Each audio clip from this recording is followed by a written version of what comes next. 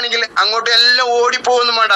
നമ്മൾ പതുക്കെ ബ്രോൺസിൽ 35,000 40,000 50,000 വരെ മേടിക്കാൻ പറ്റും. ബ്രോൺസ് ഡയറക്ടറില് സിൽവറിൽ മേടിക്കാൻ പറ്റും.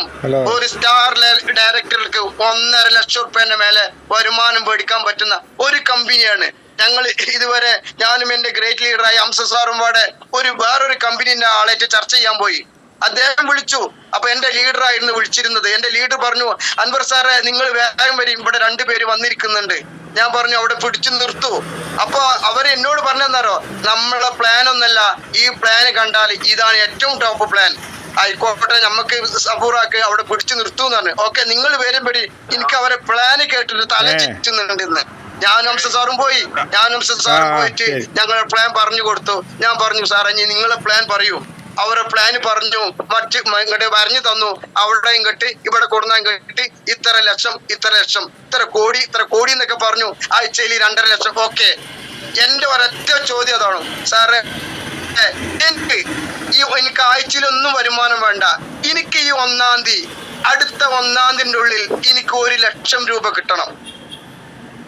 എനിക്ക് 1 ലക്ഷം രൂപ കിട്ടണം. ഈ 1-ാം തീയതി മുതൽ അടുത്ത 1-ാം തീയതി മുതൽ 1 ലക്ഷം രൂപ എനിക്ക് കിട്ടണം.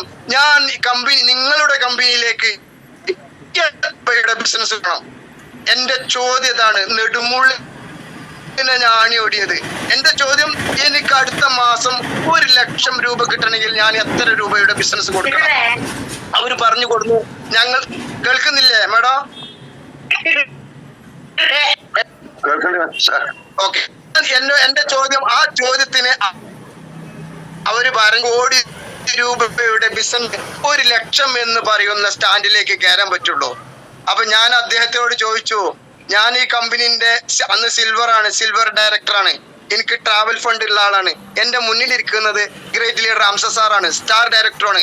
ഞങ്ങളെ കമ്പനി നിങ്ങൾക്ക് 3 കോടി രൂപയുടെ ബിസിനസ് കൊടുത്താലല്ലേ 1 ലക്ഷം കിട്ടുള്ളൂ.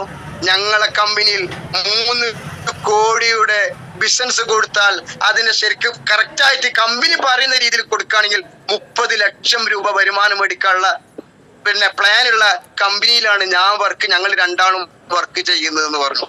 അപ്പൊ അവർ അത്ഭുതപ്പെടുകയാണ്.